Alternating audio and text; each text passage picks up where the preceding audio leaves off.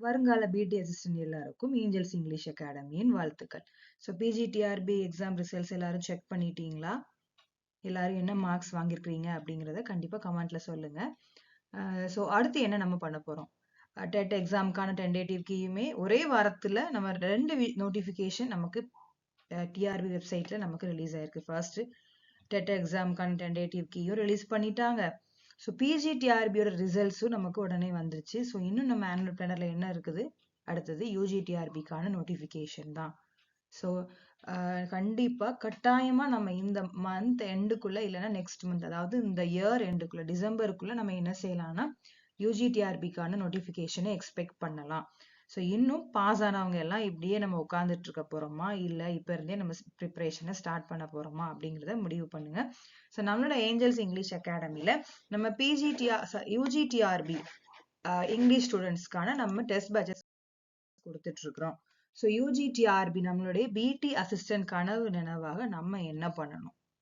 இனியும் தாமதிச்சுட்டே இருந்தோம்னா கண்டிப்பா நோட்டிஃபிகேஷன் வரப்போகுது. நோட்டிஃபிகேஷன் வந்ததுக்கு அப்புறம் நமக்கு நம்மளுடைய கோல் என்னன்னு நான் சொல்லியிருக்கிறேன். நேத்துக்குள்ள வீடியோலயே பார்த்திருப்பீங்க இல்லையா? நம்மளுடைய கோல் என்ன? நோட்டிஃபிகேஷன் வர்றதுக்கு முன்னாடி சிலபஸை கம்ப்ளீட் பண்ணியிருக்கணும். அட்லீஸ்ட் ஹாஃப் ஆஃப் த சிலபஸாவது நம்ம கம்ப்ளீட் பண்ணியிருக்கணும். அப்பதான் நம்மளால ரிவிஷன் பண்ண முடியும். ஸோ குறைஞ்சது ஒரு 7 to 10 ரெவிஷன்ஸ் கொடுங்க. அப்படின்னா மட்டும்தான் உங்களால 100+ எடுக்க முடியும். 82+ டெட்ல எடுத்த மாதிரி அதை மட்டும் எடுத்துட்டு நம்மளால பாஸ் ஆக முடியாது. So last year cut off 124 இருந்துச்சு. ஸோ இந்த இயரும் நம்ம என்ன செய்யணும்? 100+ எடுத்தா மட்டும்தான் நம்மளால பாஸ் ஆக முடியும். ஸோ அதுக்கு நம்ம என்ன பண்ணலாம் அப்படிங்கறத நம்ம இந்த வீடியோல பார்க்க போறோம். நம்மளோட ஏஞ்சல்ஸ் இங்கிலீஷ் அகாடமில நம்ம யூஜிடிஆர்பி இங்கிலீஷ் எக்ஸாம்க்கான டெஸ்ட் பேட்சஸ் கண்டக்ட் பண்றோம். ஸோ நம்ம அகாடமில நம்ம டெஸ்ட் பேட்சஸ் அதோட டியூரேஷன் 4 months நம்ம பிளான் பண்ணியிருக்கிறோம். ஏன்னா நம்ம கம்ப்ளீட்டா நான் கவுண்ட் பண்ண வரைக்கும் ஒரு 143 144 டாபிக்ஸ் வருது. கிட்டத்தட்ட நமக்கு ஒரு 145 டாபிக்ஸ் இருக்குன்னு வச்சுக்கலாமே. ஸோ இந்த 145 டாபிக்ஸை நம்ம வந்து கம்ப்ளீட் பண்றதுக்கு நீட்ஸ் டைம் இல்லையா? ஸோ அதனாலதான் நம்மளோட டியூரேஷன் 4 months கொடுத்துருக்குறோம்.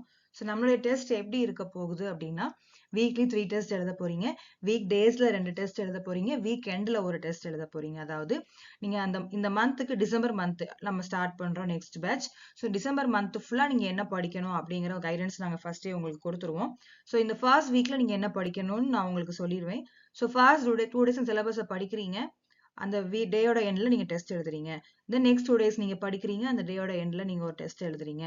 அண்ட் அந்த வீக் என்ன படிச்சீங்க அப்படிங்கறத வச்சு வீக்கெண்ட்ல, அதாவது ஒரு ஃபுல் ரிவிஷன் உடனே படிச்சுட்டு உடனே ஒரு ஃபுல் ரிவிஷன் கொடுத்துட்டு வீக்கெண்ட்ல ஒரு டெஸ்ட் எழுத போறீங்க. ஸோ வீக்லி நம்ம 3 டெஸ்ட் எழுத போறோம். ஸோ ஒர்க்கிங் பீப்புள் நிறைய பேர் இருப்பீங்க கண்டிப்பா யூஜிடிஆர்பியை பொறுத்த வரைக்கும். ஸோ நிறைய பேர் ஃபுல் டைம் உட்காந்து ப்ரிப்பேர் பண்ணிட்டு இருப்பீங்க, ஹவுஸ் ஒய்ஃப்ஸ் இருப்பீங்க. ஸோ எல்லாருக்குமே டெய்லி படிச்சு டக்கு டக்குன்னு முடிக்கிறது கம்ஃபர்டபிலிட்டி இருக்காது. ஸோ அதனாலதான் நாங்க இந்த மாதிரி பிளான் பண்ணிருக்கோம். வீக் டேஸ்ல 2 டெஸ்ட் எழுதுறீங்க, வீக்கெண்ட்ல ஒரு டெஸ்ட் எழுதுறீங்க. தென் அந்த மந்த் முடிஞ்சது நீங்க என்ன பண்ண போறீங்கன்னா மந்த்லி ஒரு ஃபுல் டெஸ்ட் எழுத போறீங்க. அந்த 4 வீக்லயும் நீங்க என்ன படிச்சீங்களோ அதை ஃபுல்லா நீங்க ஒரு டெஸ்ட் எழுத போறீங்க. ஓகே.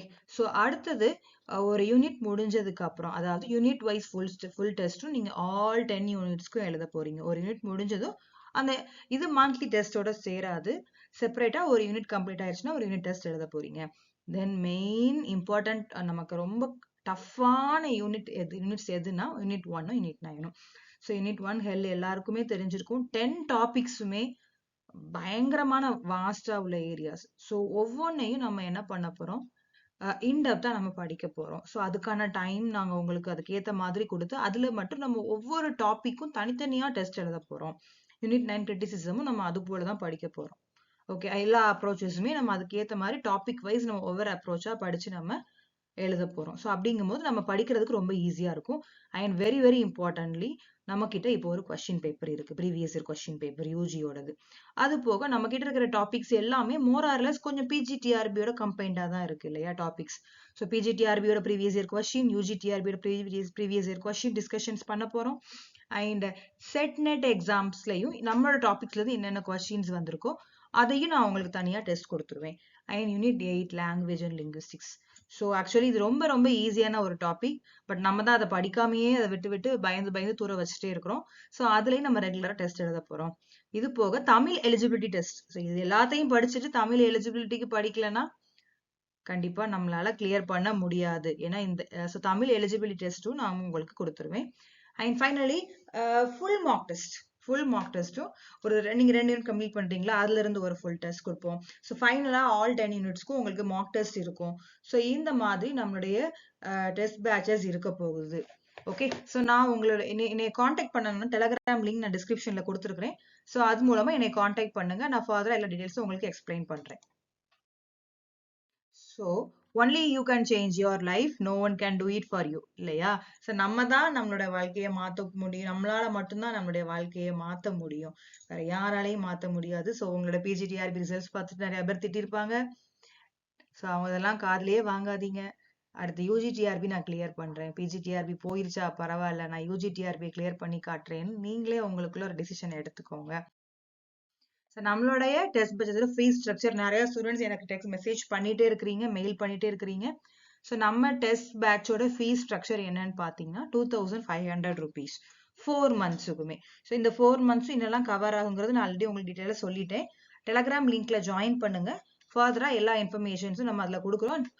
டிசம்பர் ஃபர்ஸ்ட் வீக்ல நம்ம நியூ பேட்ச், நம்ம ஆல்ரெடி ஒரு பேட்ச் போயிட்டு இருக்குது. டிசம்பர் ஃபர்ஸ்ட் வீக்ல நெக்ஸ்ட் பேட்ச் ஜாயின் பண்ணுங்க.